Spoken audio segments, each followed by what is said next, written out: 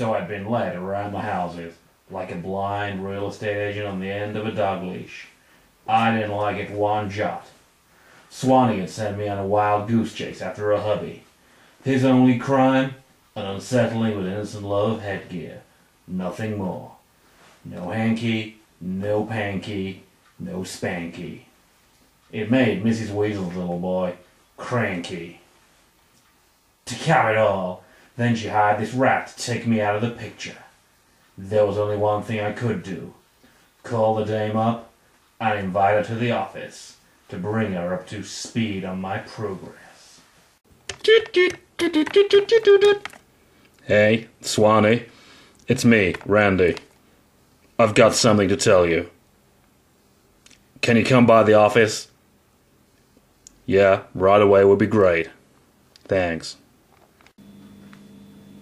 You said you wanted me, Randy. I came as fast as my wings could carry me. Don't come any closer, sister. I ain't happy the way things have gone down between us. You can't just swan in here like nothing's happened. Whatever do you mean, you charming little pine martin? Your husband's in the clear. Nothing going on there. Probably not much going on between his ears either, but that's no crime. Leastways, not as of yet. That's such a relief, Randy. My heart's been all aflutter ever since I asked you to look into things.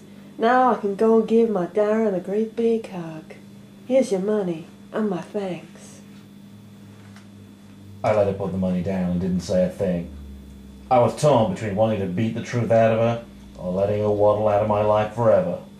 In the end, I chose neither. I went for the throat. Cool your jets, sister. You can keep your money. But I owe. All you owe me is an explanation. Why did you pay someone to take pot shots at me? Randy, I can't believe that You shut your beak, baby. I've heard it all before. I should have listened to my inner monologue. Dames are bad news, and you're no different to the hundreds of others I've met before. I'm nothing like any woman you've ever met before, Randy. Oh, sweet bread and crackers, I thought for a moment. It's that cross-dressing priest case from last year all over again. I get bored easy, you see, and I like to play games. You like playing games, don't you, Randy?